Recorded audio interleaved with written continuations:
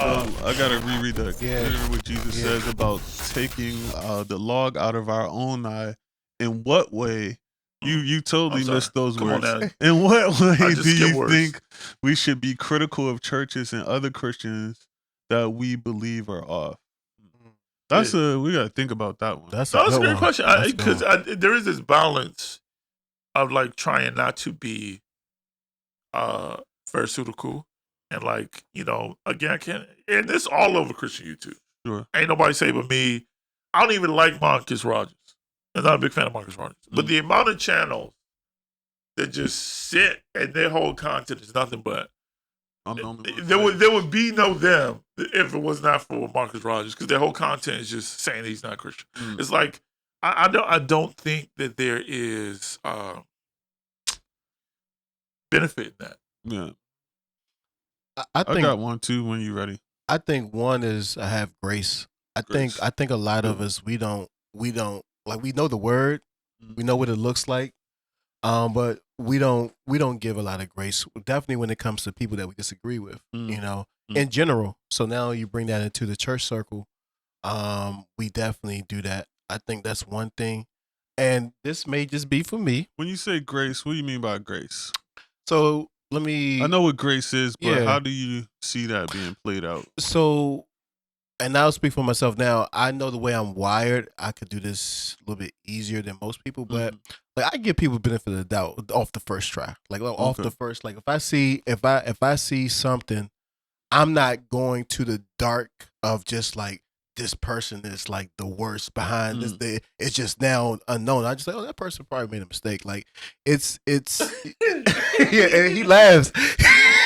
No, it's true. That's very true. But I'm always giving. No, that could be a danger to that, right? But I'm just saying, I think a lot of times our natural reaction is to not give that grace, or not to give that benefit of the doubt, or not to give that level of, because we make mistakes too. Like we slip up, we may do something that's not perfect. So I'm not saying after the third, fourth, fifth, sixth time, but usually for me, when I see a situation, I'm like, man, that's messed up, and I call what's wrong, but I don't eliminate that person or quote unquote cut them off or demonize somebody that I just say I watch them. Gotcha. Cool. For me, I think mine falls a little bit in line with Fred, and that is I think it's definitely it's literally the quote or the scripture mentioning, and that's being judgmental. And like grace is interesting because I know that sometimes when people give quote unquote grace, it's like it's grace, but it's only like because they how can I word this? It's like, let's say you do like you giving them grace, but it's because you think they're wrong.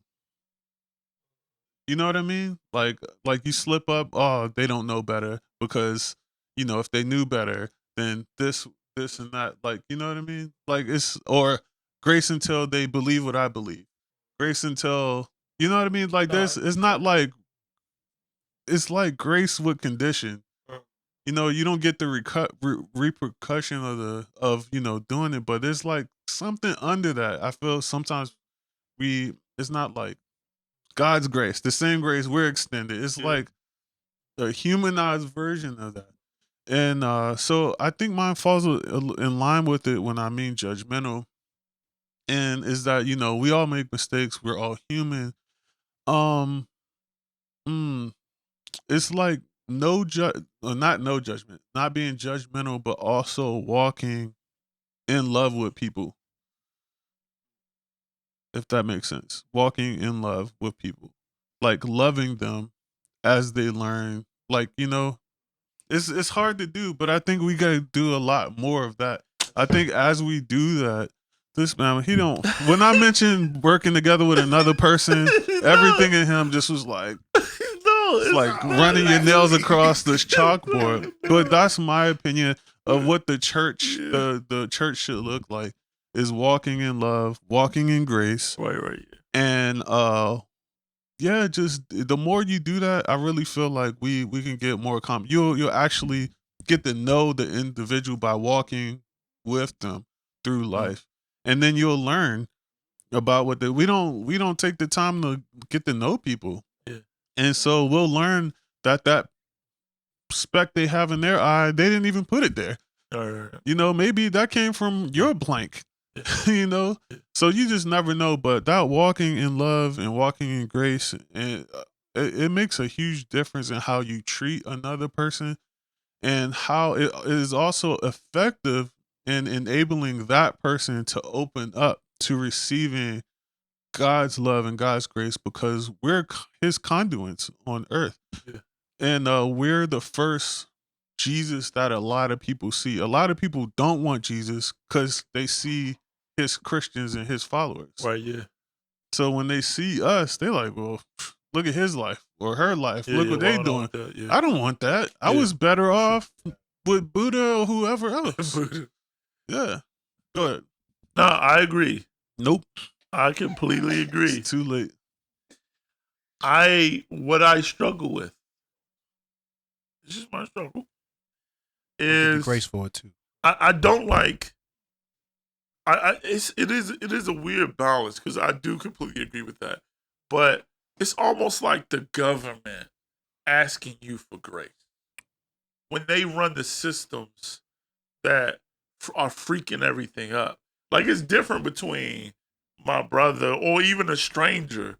I feel like there is this protection to where you can't talk about the church. Don't talk about the church. To where the church isn't God. Like, when Jesus came, he flipped over the tables in the church. He didn't go to Rome. He didn't go to